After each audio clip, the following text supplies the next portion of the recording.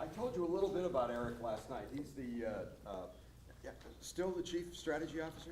Until June. Until June, okay. Chief Strategy Officer for McCann Erickson, the world's largest ad agency. He developed brand strategies for McCann's global clients such as MasterCard, Microsoft, Intel, Chevrolet, Cadillac, GM, and Nestle. In particular, he headed the strategic team behind the Priceless MasterCard campaign, which created a long-term platform for unprecedented global growth, and crafted the Microsoft brand platform, which has become integral to the vision for the company and the foundation for Microsoft brand communication. I could go on and on. Eric has had a great career in advertising and originally hails from South Africa. And so, Eric? Thank you. Oh, I forgot to tell the most important part.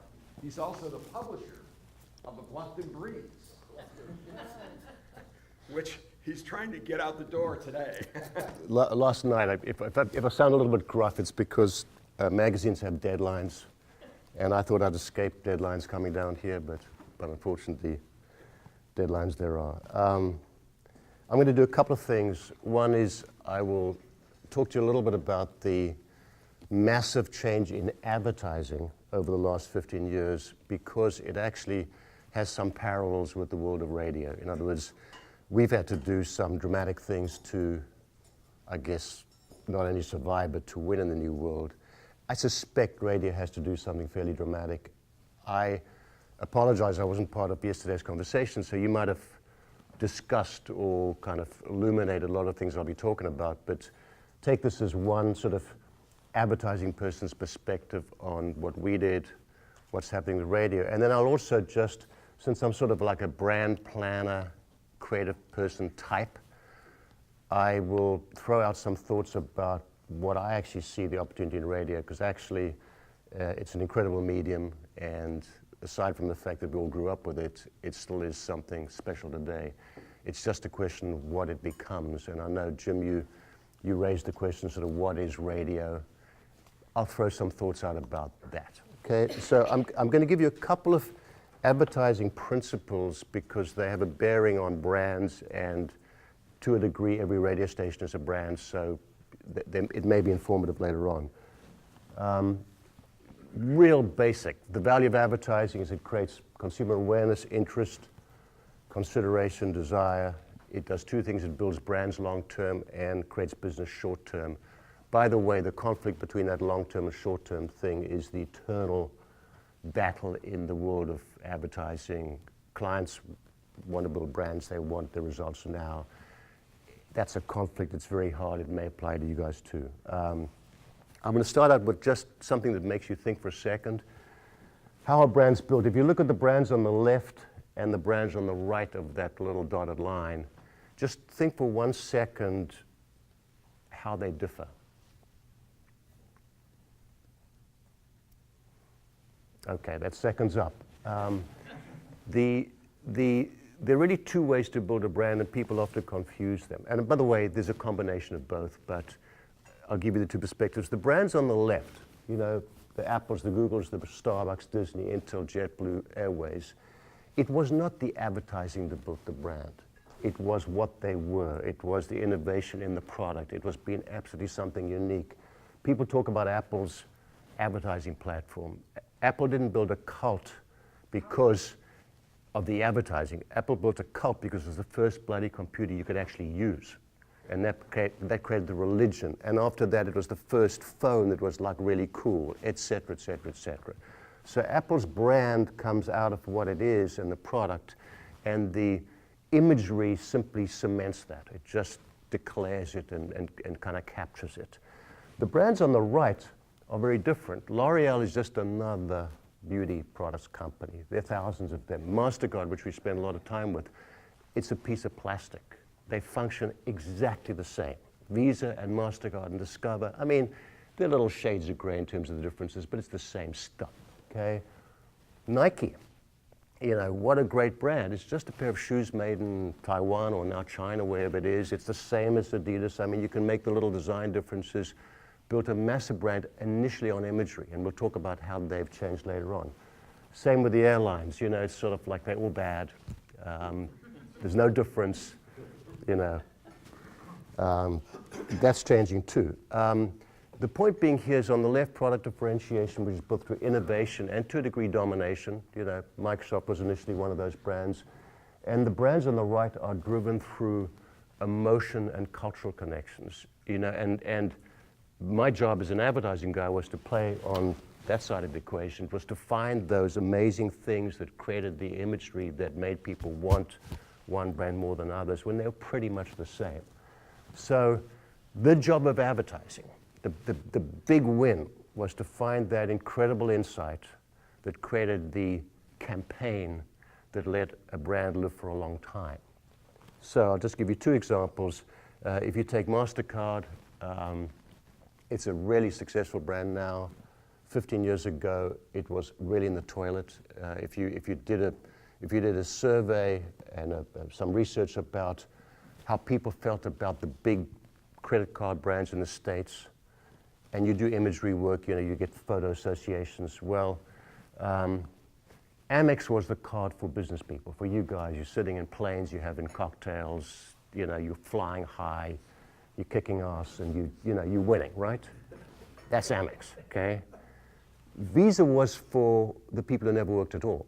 They were at the best restaurant in town, they were at the races, they were, you know, sailing around the world, everywhere you want to be, which was your dream world. You didn't work. It was a Playboy card, talking image-wise. MasterCard was for the dry cleaning, okay, for the supermarket. It was the card you kept behind Visa in your wallet. You had a MasterCard, you had two cards, and you used to hide the bloody thing because you're so scared to bring it out in case someone would see you with it, okay?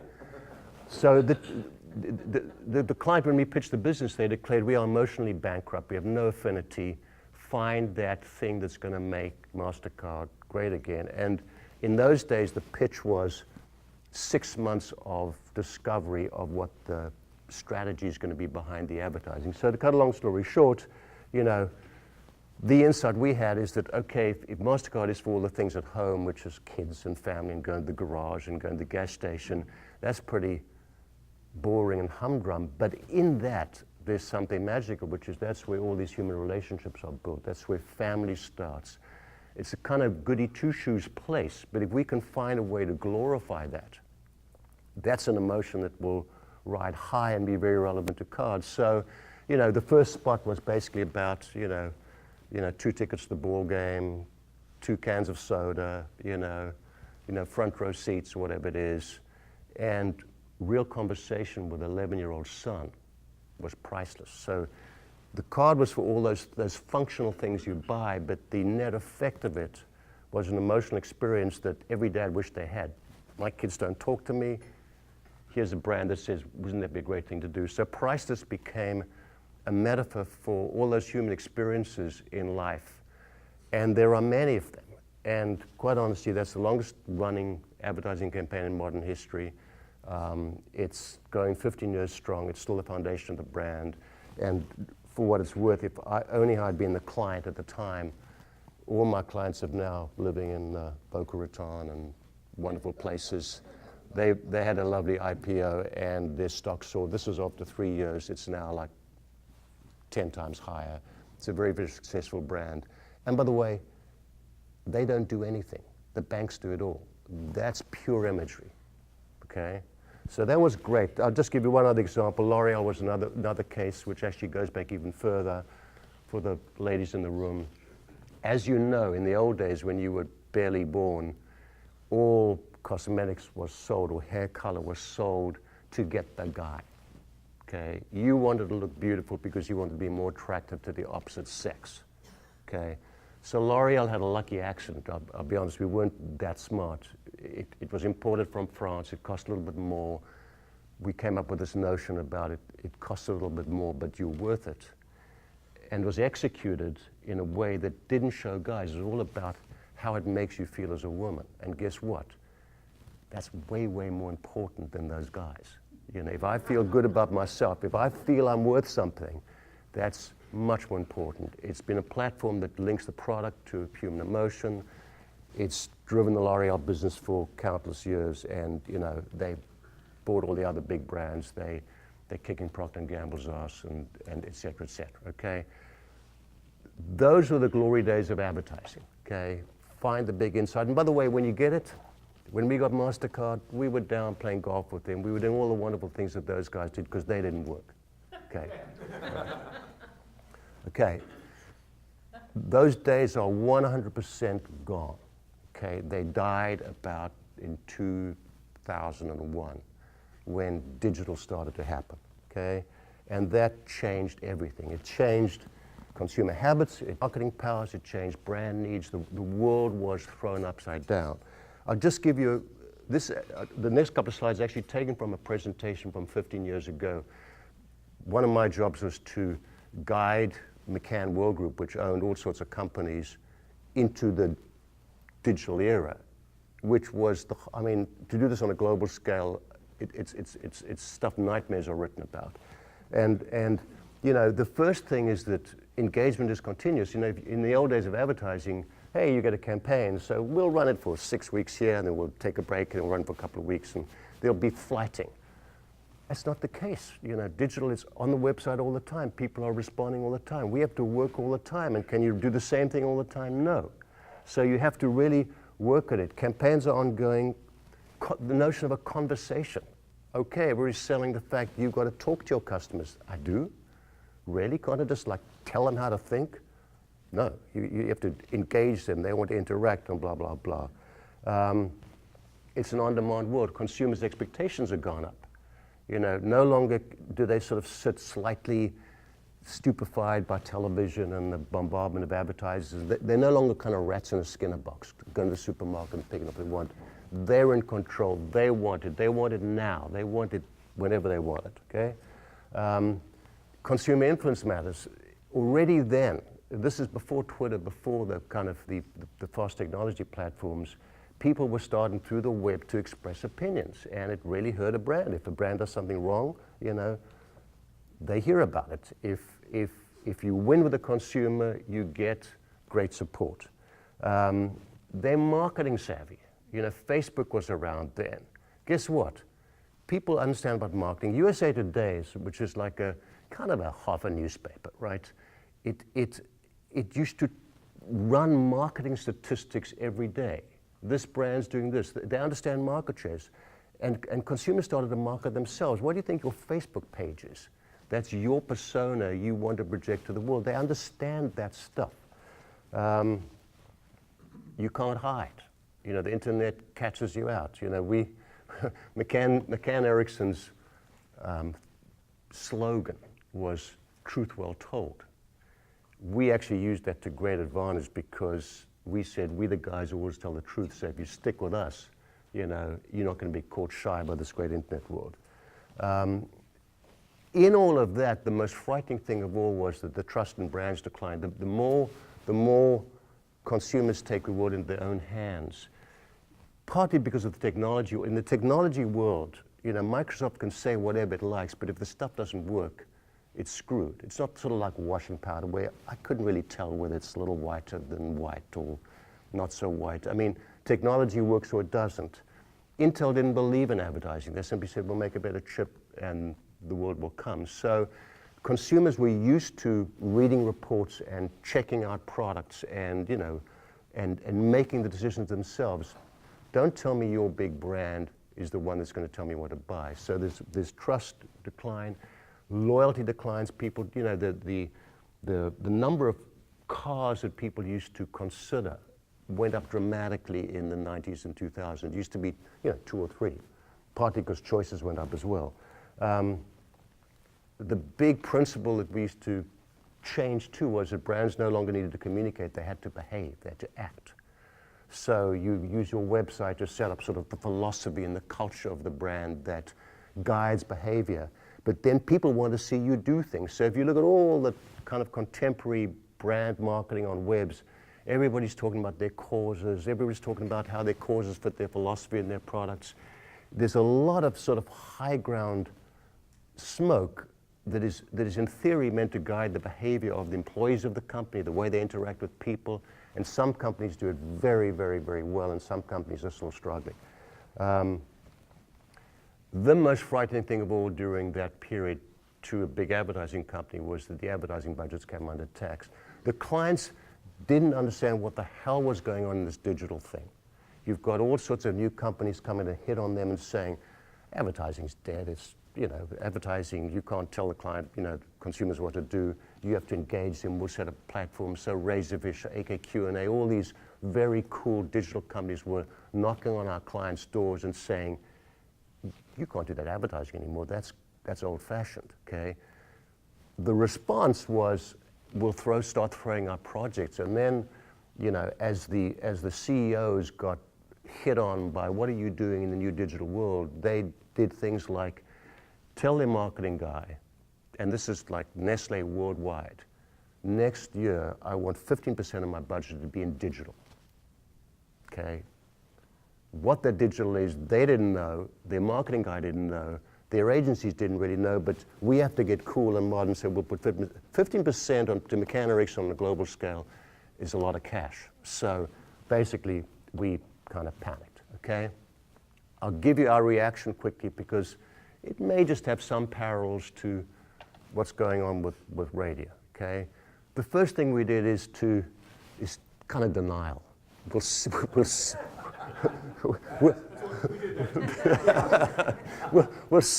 this digital stuff. It's a fad.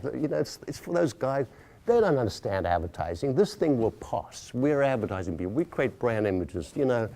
So we'll do our own digital agency too, and go and fight the battle over there. Okay. So we actually had a company called MRM. It was, by the way, most big agencies did that. They had their direct marketing company. Guess what? That's the kind of company that we can add digital to because they sort of do this interactive stuff. Okay, so in theory, the interactive mindset of direct response works with the interactive mindset of digital, so we did that, okay? So we established MRM worldwide, and they declared themselves as the digital agency, okay? We also responded because as this was happening, agencies used to be the partner of clients. The old model was, the account guy and the client would spend their lives together. They'd go partying, they'd go talking, they'd plan it all together. You were the client representative. And by the way, you wrote most of their presentations. So clients had a good life. All of a sudden, with all these new digital people coming in of different shapes and sounds, and by the way, social was starting to happen in just very early days. Clients say, well, hang on, you're not my partner anymore because you don't understand this stuff, okay? So our response was, okay, let's see. We can either integrate under one roof, but we already got these companies, so let us develop the quintessential integration model. Remember, integration used to be a word that was thrown around for a long time. So we have, by the way, if you look at all those companies, there's advertising agency, a branding company, media company, public relations company, digital direct marketing, and event marketing. We owned all those companies, we branded them together, and we put them together and said we will be, it was a really, really good concept. You've got your supply chain guys, we'll be your demand chain. So you worry about making the product the most efficient manner. We'll take those products and bring them to market in the thing. And this thing lasted about 2.5 years. We won a lot of business this way.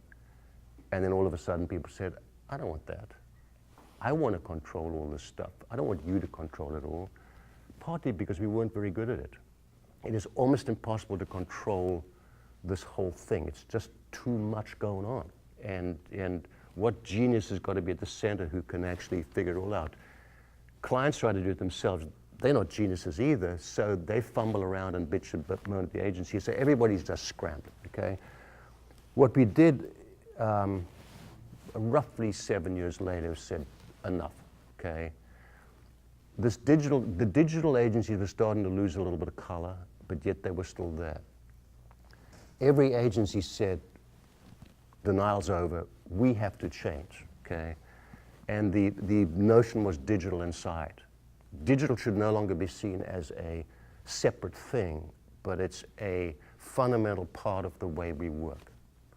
So we started by bringing 1 or 2 digital experts into the agency, then 3 or 4, and then digital graphics people, and all the gurus of digital started going to the advertising agency, and we said, you know, we're no longer McCann and McCann Digital, we're McCann, we are digital.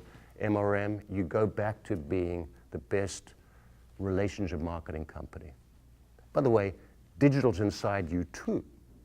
And digital's inside, if you go back to all the companies, digital's inside every one of these companies. If you think Weber Shandwick, which is the world's biggest public relations agency, doesn't run half of their programs digitally, you're wrong. They do. So digital is everywhere. It's not about a different thing. It just changes the way we are. The biggest response of all, which changed the way we went to do business, is brands started to rethink what they were doing. So remember we talked about the two sides of the equation, which was kind of product and image. The image guys realized we cannot live on image alone. They started to act out and change their product and do real things, because people would write about real things. So I'll just give you a couple of examples. So, I mean, Delta Airlines in most recently is a fantastic example of an airline they bought Northwest. It wasn't just a nice image campaign. They changed everything. Have you seen their terminal at LaGuardia? I mean, it's gorgeous. They've got computers everywhere. People can enjoy it. They actually, you know, on the whole, they are smile more than the average flight attendants, okay, because they like what they're doing and stuff like that. But they have said, by the way, they have a platform underneath. Keep climbing. That platform is not an advertising campaign. It's a vision for the company. It's a cultural statement for what they are, and it drives everything they do. And and if you look at the company, they are keeping climbing because they keep on doing new things. So it's a total experience. Ditto with MasterCard. If you look at some of the things, MasterCard, we used to get, you know, we have made 350 great priceless commercials. At them, you'll laugh, you'll cry, you'll weep. They're gorgeous, but they don't matter that much anymore. The client's saying, okay, you've got this great equity called priceless, which is one of a kind thing for a company to have. And he actually declared it to his board. He said, this is one of our biggest assets. Then he nearly fired us because he said, what the hell are you doing with it? Well, we're doing great ads. No. I want to drive my marketing through this. So we had to completely change and rethink prices. There's no longer a soft image thing. Just one thing, for example, we're creating priceless cities. So for every town you go to, MasterCard will guide you to priceless experiences through all sorts of special offers, deals, etc., like that. And they are actually stepping out of the kind of laid-back card association into an active marketer. Nike was, first of all, they invented a thing called Nike Plus, so it's no longer just gorgeous athletes, spectacular commercials, the best golfer, tennis player, soccer player, whatever it is. They created this app that you put on your phone, so if you run, it tells you how far and how fast you go and how many calories you're burning and blah, blah, blah. Nike becomes part of your life in a way that's relevant to the brand, and they have won. They're still doing image commercials, but it's not what's driving the business. Because guess what? Adidas does gorgeous commercials, so does New Balance, all the other, they do great stuff. You differentiate by what you do by the experience. So the goal in all of these cases is to sort of, a word that's used a lot is build a brand community. You know, we have a certain philosophy about what we want to do in the world. We want people to come along with us. Those are our employees. Those are our consumers. Everybody's going to come along for the ride. If you're Coca-Cola, you're all about optimism, making the world a better place. You know, Coca-Cola's an uplifting drink. It's got caffeine and sugar in it. It gives you a little jolt. You feel better. Optimism is their thing. Happiness.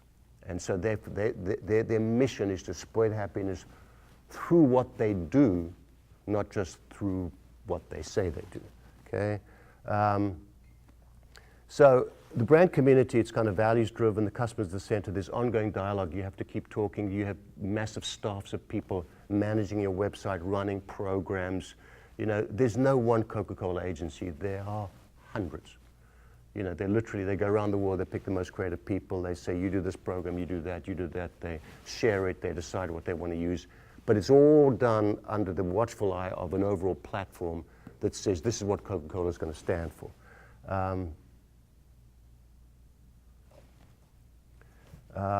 Okay, this is the last slide on advertising. It's a different world out there. We work way harder. I'm departing this magnificent profession at the perfect time. You know, my last 10 years have been, I've done more work per day than in my first 30. It really is, you know, you sweat. You don't get paid as much. I mean, if you kind of get up there, it's okay, but the guys coming in, they're fighting everybody who just can get on a computer, they can create stuff. You know, there's commoditization of many of the digital skills. They have to do it for the love of what they do just as much as for the money, okay? Now, there's a real issue with kids coming into any business. It's all about them, you know. You've heard these things before. They'll leave you, but you still have to create a pathway for them to do it. And, you know, strategies about platforms. It's no longer campaigns. Platform means what we do, how we do it, how it affects every facet of business. Social and digital ideas for everything. I mean, you know, you just can't get away from social. Not everybody's cracked the code. Not everybody really knows what it is other than another nice place to put your stuff, but it's called social. Continuous engagement means continuous work. You can't stick it up and go, okay? Metrics for everything, okay? This is the big delusion of clients. They've come out of this precise era where, you know, we can monitor performance exactly. It's kind of, I mean, I've been doing metrics now for clients for 15 years. I don't know one client that actually lives by those metrics. They want to put in the systems and they want to feel accountable, but they actually just, you know, hey, let's go here. That was pretty good, you know. And by the way, when you get to, we'll talk about that in the digital world, you know, like in the advertising world, metrics are in the millions. In the digital world, metrics sometimes are in the hundreds. Guess what? Hey, we got 150 hits on our site yesterday. Holy, really? You know, it's, I mean, okay. So, what has this to do with radio? Okay, I guess, you know, we've genuinely redefined our practice. It's been hell. Okay, I think we come in on top now. We're no longer in denial. I guess, and I don't know this, so I'm just throwing out, I don't know if radio's gone far enough yet. I know that radio is moving. I've seen efforts to create online sites to complement radio. I know you're expanding your reach that way, et cetera. But let me give you a couple of thoughts. By the way, I looked at, you know, Interpublic, media companies, media brands, and they, you know, you'd know this, they publish all the trends on all the media. Some of the most dramatic curves are in your business. So if you look, for example, connected vehicles, research expert, half of in-car infotainment systems will be iOS-based by 2018. I mean, that's kind of a big deal. Satellite radio subscribers, they're just going up. They'll keep going up. And is satellite radio as you know it, or is it something else? You can make that judgment. So there's a lot of stuff going on, and the obvious conclusion is radio cannot be what it was. You know, if radio was, to me, as an advertising guy, it was kind of a simple buy.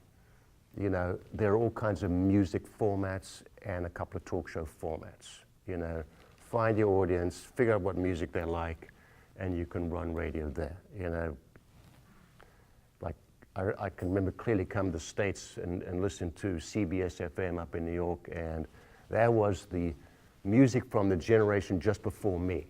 You know, that was it. By the way, not much in terms of commentary in between. They just ran the music, they made the money. And by the way, people who grew up then tuned into it, okay? That sort of changed because consumers control their own music. So you know, the format thing is still there. The question is, what do you do with it? So before we get onto that, just if you take a stand back and say, imagine if radio was invented today, from a marketer standpoint and from a brand standpoint and from a consumer student, it's an amazing channel. Radio does stuff that nobody else does. Couple of things. One is, and this is versus other competitors, so you're inherently local. So Sirius is not local. Sirius is a national program. I get in the car, listen to Sirius, they're not close to me, okay? I'm tired of them. I flip onto the local Savannah stations. I already feel they talk in my language, even though they just change the accent a little bit, okay? They talk about a couple of, you know, things that are going on. They can interact. You know, radio is interactive. I don't know when people started phoning at a radio station. It probably is as old as the hills. But the fact that you can have promotions where you engage, the fact that, you know, Don Imus or whoever it is will talk to someone and ridicule them is, you know, is funny. It's very interesting, okay? Intel once did a study on devices, okay? And they were absolutely fascinated by the fact that television and computers are two screens, but people's relationship with those screens were fundamentally different, okay? And after, you know, months of anthropology around the world, they came to the conclusion is that your computer screen, you kind of go into I'm on mode. I'm working, I'm on, I'm producing, I'm creating, whatever it is. When you turn your television screen on, it's like a friend, okay? It's just like, that's my pal. I'm now me. I'm just sitting down with my friend and they're gonna talk to me, okay? What's different about radio is that it goes one step further. I don't think radio acts as people's friends, but individual channels within radio act as people's friends. That's huge. I don't think there's anybody who says, well, I'm a friend of ABC television. No, they run a whole bunch of content and that's fine, and they're big network, but you know, I know which radio stations around here I like to listen to. I get used to them. I get in a pattern with them. I identify with them. It becomes personal. It's my station. Radio has way more flexibility. You know, if half of life is keeping people on their toes and surprising them, you know, surprise and delight is the old marketing thing. It's very hard for a network to do that. It's almost impossible for Sirius to do that. You certainly can't do that when you run your own music out of your own iPhone because you're controlling it so there's no surprises. In radio, you can catch people off guard. You can make them sit up. You can do whatever you like. You just have to do that sort of stuff, you know. It's also newsworthy. So this, you know, like magazines don't carry news. Okay, the news comes through newspapers, which you sort of throw away. Television, if you watch the news and CNN and stuff like that.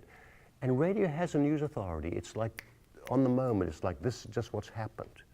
Big things, little things, stupid things, whatever. So it's got some newsworthy.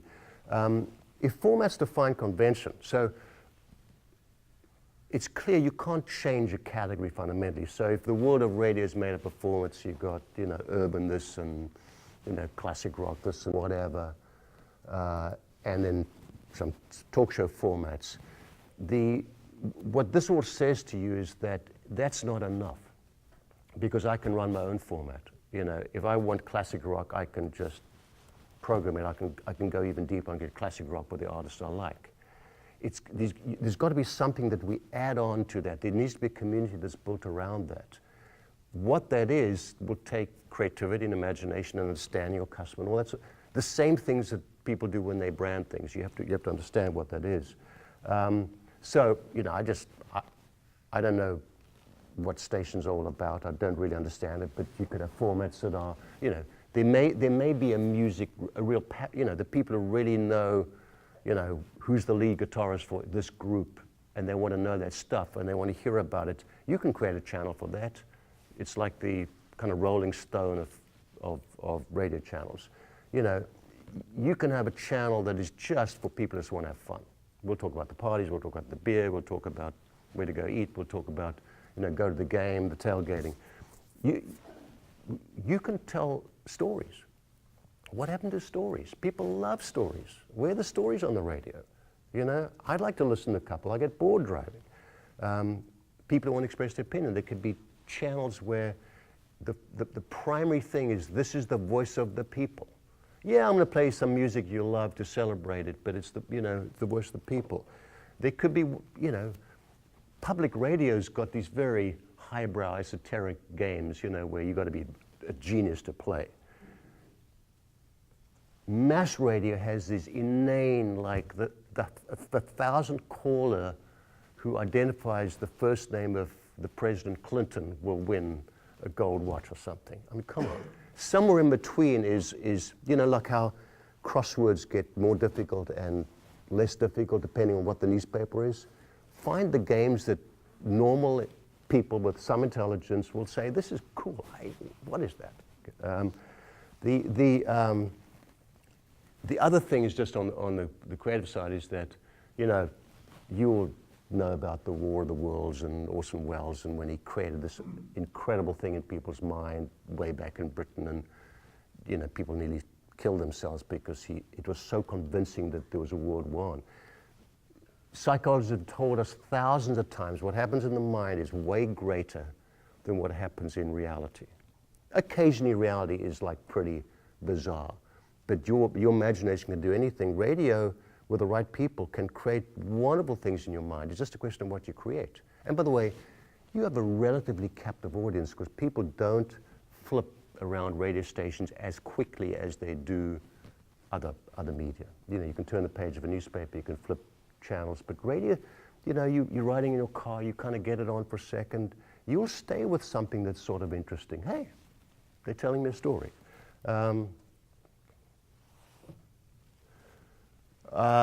Just a couple of last things. There's a, you know, this is sort of branding 101. Way back when, there used to be a brand for every benefit. So if you take like washing powder, this is detergents. There was a brand that stood for clean. There was a brand that stood for white. There was a brand that stood for stains. There was a brand that stood for soft things, okay? And what happened is as marketing got more expensive, companies found that it's far better to bring all those benefits under one mega brand, Tide, than to run all these separate brands, okay? Coca-Cola, the brand, still sells more than all the other variants of Sprites and Minute Maids and things and the sodas, you know. A big brand's worth anything. So I mentioned that because Jim was telling me about some people who own multiple stations. You know, if you own 6 urban stations, are you going to win by just covering the airwaves like at regular stages up the FM dial? Or do you actually say, you know what, maybe I have to rethink that. I have to create one powerhouse flagship that stands for this, and we build a community around it. And then, by the way, if you have sort of other little fringes, you can sub-brand them. This is for the specialist, this is for the specialist, that. But the premise that by statistically covering more airwaves, I'm going to sell more radio and attract more customers, I'm not sure that's going to work as people get the power in their own hands, as they start to control their own thing. They don't want to be sort of part of a lottery of where you're going to land. You have to want them, attract them, and want to come to the station. You know, Jim, we were chatting the other day and used the term "well, radio's a friend." I think that's potentially very, very true. You're part of a friendly community where you're relaxed and you're having fun. To me, it's better to have the right kind of friend than multiple stations. That's all, you know. And I think people want that. Just a couple of little notes. If you get the right community for a radio station, merchandising becomes part of that. I think, you know, any media person will be negotiating merchandising, which is basically freebies or value-added stuff for their clients. It tends to be generic stuff. There is an opportunity to build that around you know, if you have a radio station that focuses on car enthusiasts, I'm making this up, you know, it's pretty easy to see where the merchandising goes for that. It's car stories, it's tips, it's this, it's that. You build a whole thing. When that happens, by the way, online becomes easy. When you get a platform for a station, I think the trap in online is that people say, you got to be online because everybody's online. So they full on line up with just a pile of stuff because you're online. I went to a couple of radio stations, you know, whether they're yours or not, I'm not sure, but there's a lot of stuff, okay? And I didn't, you know, it's like, I didn't really get anything out of it. It almost was like, it felt obligatory, okay? If you define the community of your radio station very easily, that same attitude, content goes on online. You don't have to be all things to all people and report on every single person in the radio station, what they're doing and all the customers. It sort of shapes itself. I think that could be the next evolution of radio. Actually, radio stations will become brands again as opposed to channels and formats, and that's sort of an opportunity. Just one quick note, final note. You know, this has all been qualitative. I just had a look at some of the numbers. It's sort of interesting. When digital came out, we had a sort of, you know, to the point about 150 hits. It's like, what's going on here? On the one hand, broadcast, I got fewer media options. I get to millions of people. To run a test costs a lot of money, okay? The test has to go on for months because it's softer, it's slower. The resource allocation is slow. Digital, what was sexy about digital is you'd walk in and say, hey, give me $100, I'll do you something, we'll see how many hits we get next week. This is awesome. This is like real marketing with direct response. But the numbers are very small. Kind of, you know, I looked at the Savannah and did rough calculations, and you know, maybe the typical station gets between 2,000 and 5,000 listeners, you know, a day or a week, whatever the number is. It's sort of in between, which is kind of cool, actually. And by the way, you can, of course, add up those thousands nationally and make it millions. But I'm assuming most people who run radio stations sort of have a local geography. Those thousands matter to local businesses, okay? The hundreds are still experimentation. The millions they can't afford. So from a standpoint of being the dominant local force, I still think radio has an opportunity. Newspapers can't afford to. I mean, you know, I'm now in the publishing business, right? You know, we put out a magazine once a month. We kind of doing okay. The newspapers are hurting. Just, it's pain. So they're going to slowly drift out of being local, okay? And radio, I've got the airwaves, I'm online, I can become the total conveyor of what's important every day to you personally, because you're my mate and you're part of my community. And by the way, your clients share the same community. So it's not as, you know, the best way to get clients is that they feel part of what you are too, as consumers. It's the oldest trick in the book. They'll become part of that too. So bottom line is, you know, there's a huge challenge on radio just because of the traditional numbers are eroding and new formats are coming in. If radio redefines itself like advertising had to redefine itself, there's no reason it can't be an incredible medium. And what it will take is sleeves rolled up, you know, it will take a little bit of sweat because this stuff takes time to get right. You know, you have to sit down and work at it. So good luck. Any questions, I'll be happy to answer.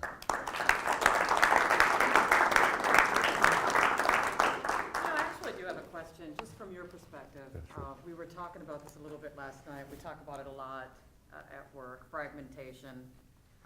You know, when you talked about the digital, where getting 150 people to visit your website actually is good. It's big, it's right. huge, You're right. But radio's so into the big round Q number, the hundreds of thousands, that it's not necessarily connecting to the value of fragmentation. You say fragmentation is a value or targeting is a value? Targeting. Because fragmentation is a curse. Because here's what but if you mean the same thing, look. The value of targeting. The value of targeting is awesome. It's awesome. It just has to be managed well, and you can't get deluded by the fact that, hey, by the way, I can hire 60 people and go out and target by talking to people. You know, sometimes it's simpler than running. So it's a very hard question. What I would always say is you need a platform that's a little bigger than a very narrow target.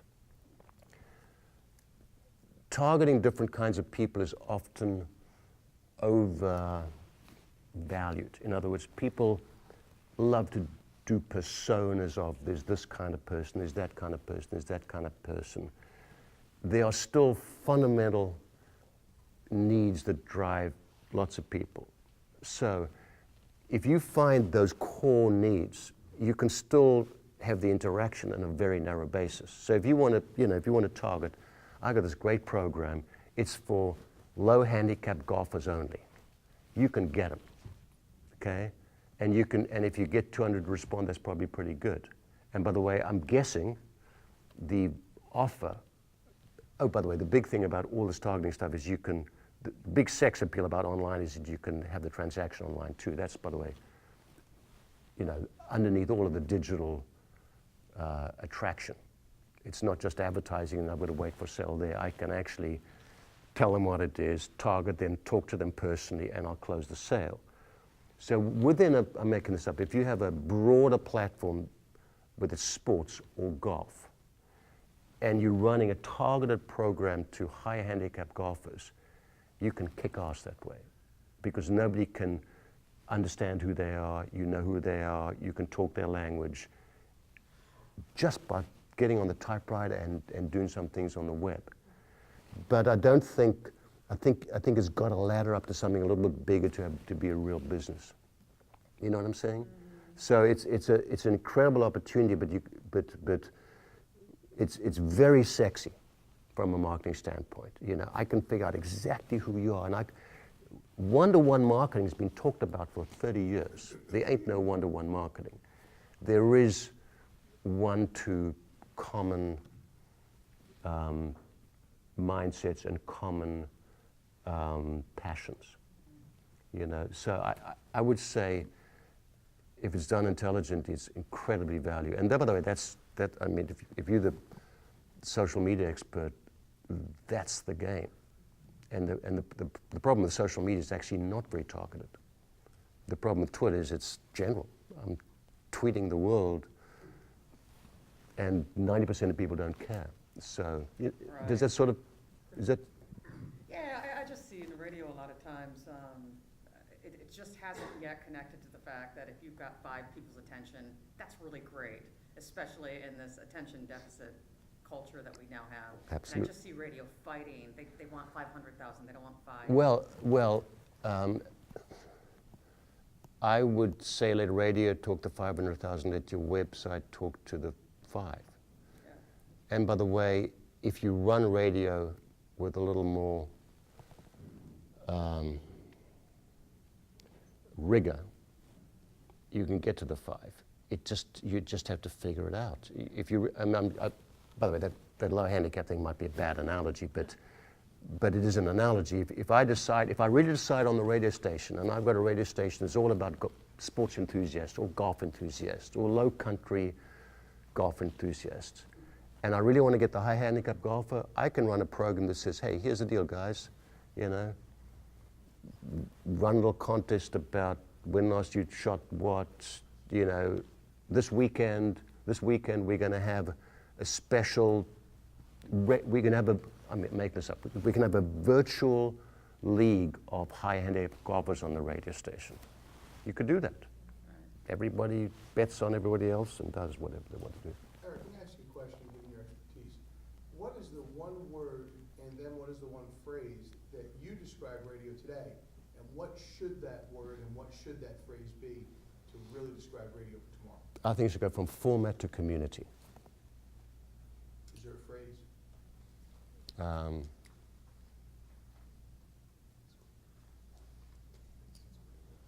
Priceless.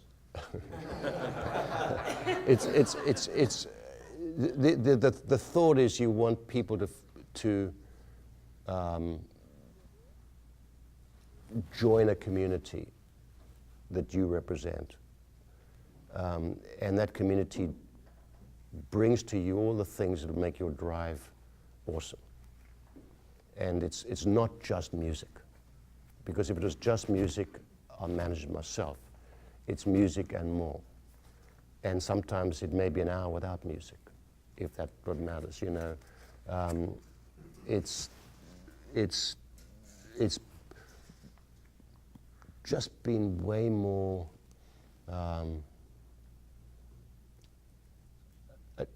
interesting.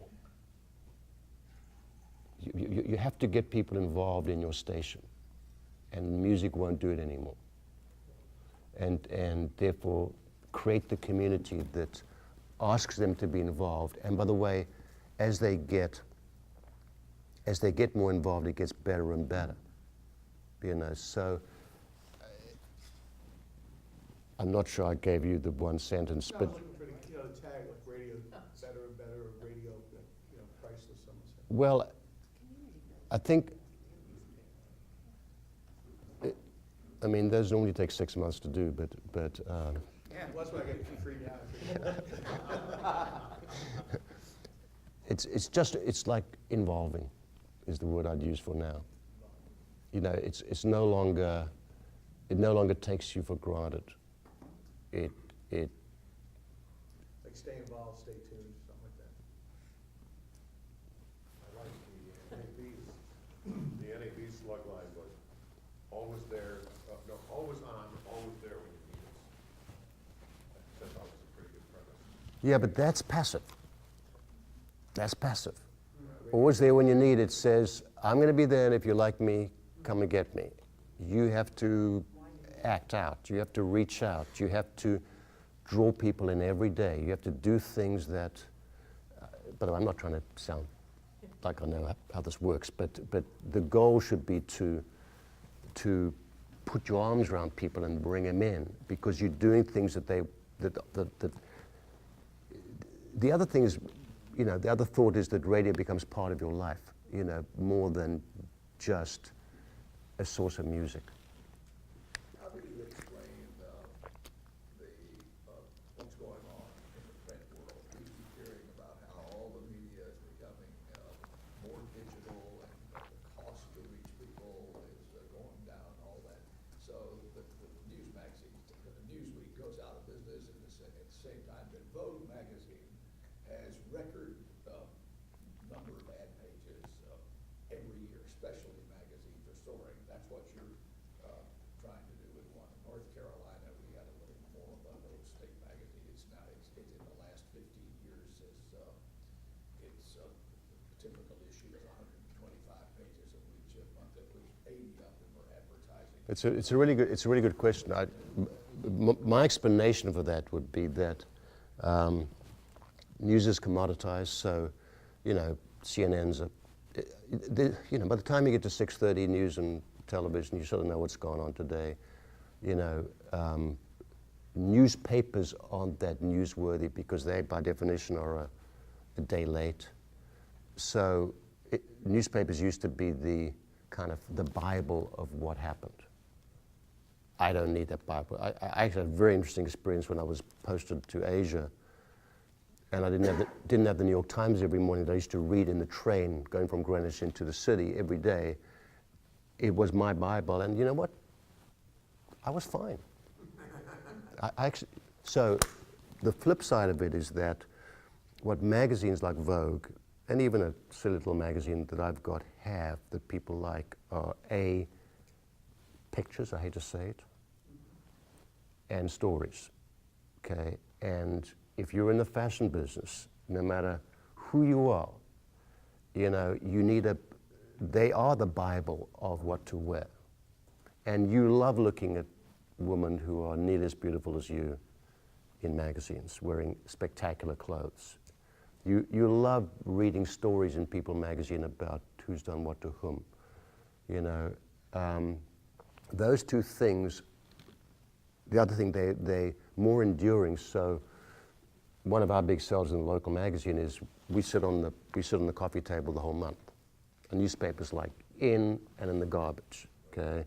And by the way, kind of television news is, so the guys who live by the news, like it's news, don't have the news anymore. So you don't need it that much. And by the way, with the internet, you know. So, by the way, on that point, it's consolidation. So the New York Times still does pretty well with having a pretty good newspaper and a killer website, and they even charge for it now and stuff like that. You get 2 or 3 papers in the UK. There's consolidation. There'll still be, sorry. Yeah.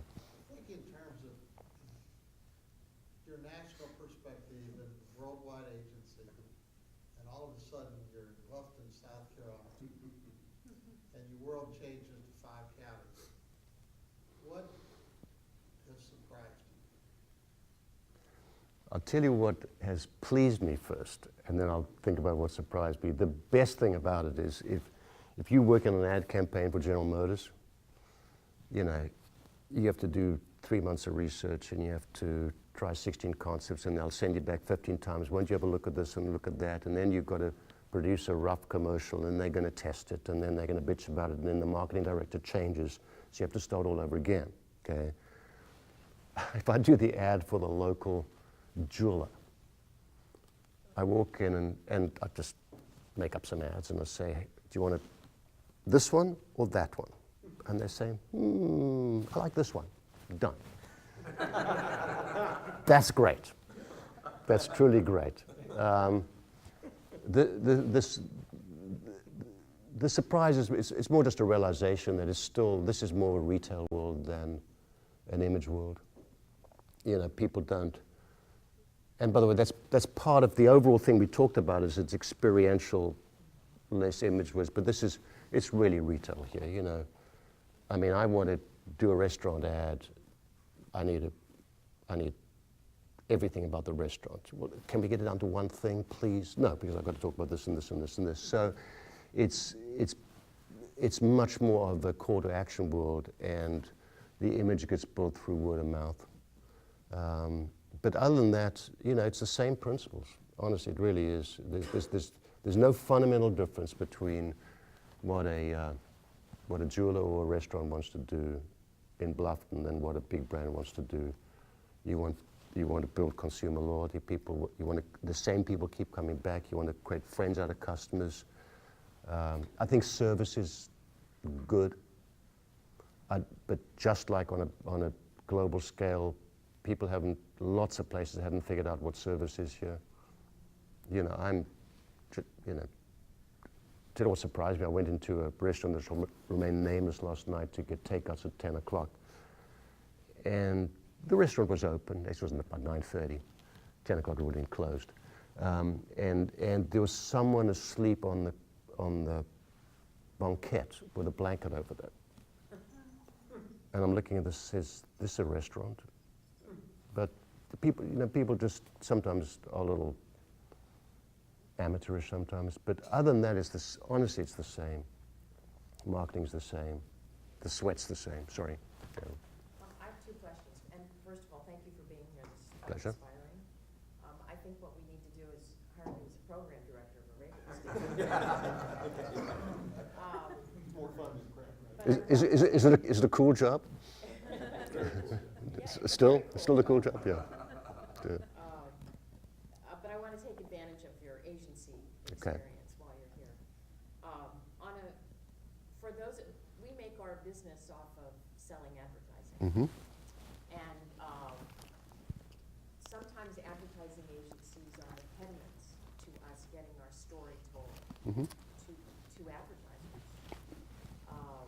So what advice do you have for us to navigate through advertising agencies to share our story? I mean, you feel very good about it. I'll tell you, going to agencies Yeah. many times, it's very difficult for us to get audiences to listen to how we can actually help brands. I mean, my honest answer is that you're going to be hitting both those channels all the time, okay? And having been on the agency side, and clients will often say, what do you think, and all that stuff. Because everybody tries to bypass the agency and get to the clients. It's the way it works, and that's fine. The bottom line is that a great product will always sell. And if, for example, when, you know, digital came in, the client knew they needed it, they didn't know how. The agency knew the client needed it. Both sides wanted to get smart in the process. The agency tried to get smarter by working with digital people initially and try to sell them in. The digital people got pissed off because the agency guys didn't know anything and said it's quicker to go straight to client. So the part of the issue is what exactly is the sale today? And it feels like it's got to be, you might need a little, to the point about Paul, you're talking about, what is it about radio? If you figure out what the sale is today, and by the way, whether it is like radio is no longer just radio, but it's online, it's an online audio experience. I'll make this up.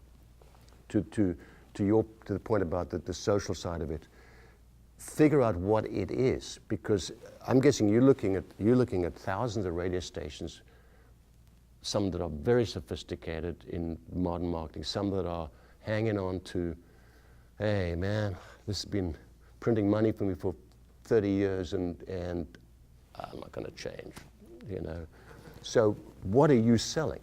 I think you need to sell the flagship stations, not the flagship, the best practice stations of radio, and to say, guys, just like the world has changed, radio has changed, look at what you can do now, and then look at some of the attributes objectively, because it is more involving, it is more personal, it is more flexible, it is, it's much more responsive to certain kinds of marketing.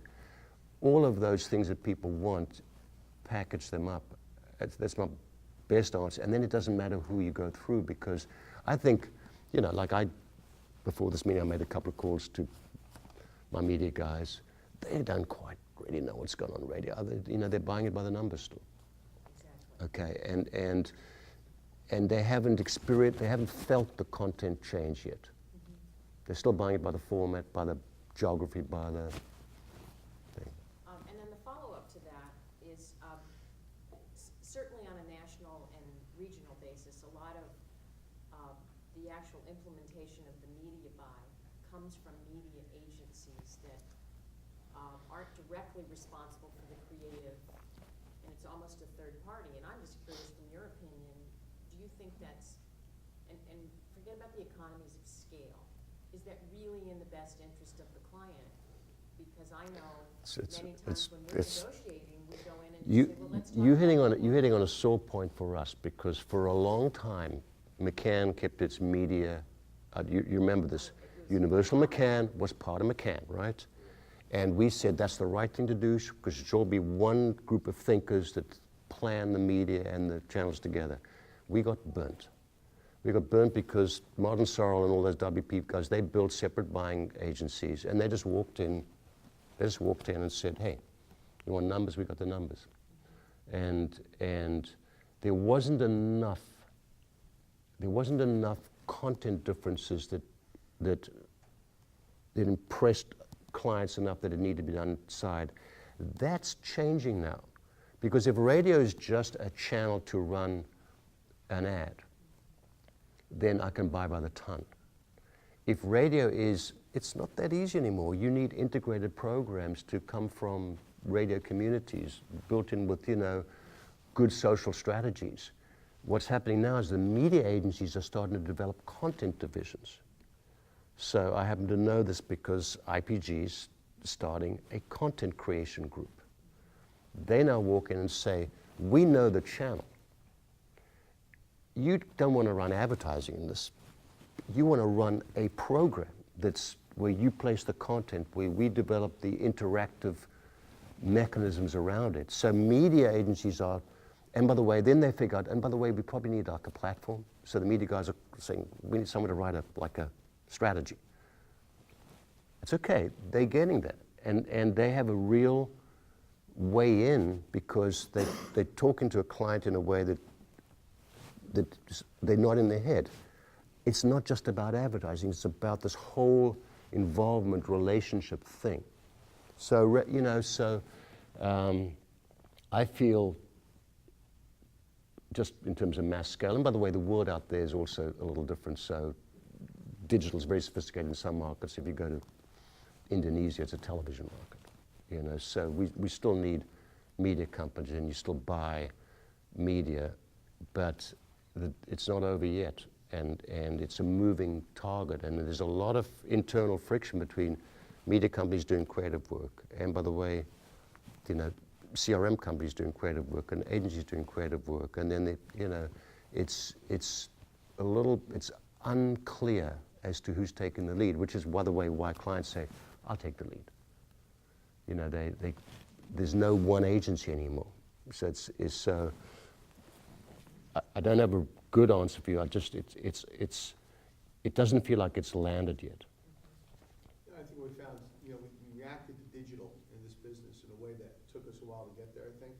And I watched some companies become digital companies, not radio companies anymore. But you said it before, a good salesman will sell a product, a good product will sell itself. You gotta remember, the product is radio, the product is our content. And when you have that, then everything else will drive with it if you have the tools and mechanisms. Yeah. So I think we should never forget about that. That's what we do. We're radio, we're not digital. Yeah, to me, that's the biggest thing we learned, is that it's not about the channel, it's about the content. Digital's just part of the way we deliver content. By the way, the advertising agencies, the rule 6 years ago to break our habit was, when you present a new campaign, you cannot present an ad first. You have to present a digital engagement program first. It was a massive thing. Sorry, time's up, Jim. Eric, thank you. Okay, pleasure.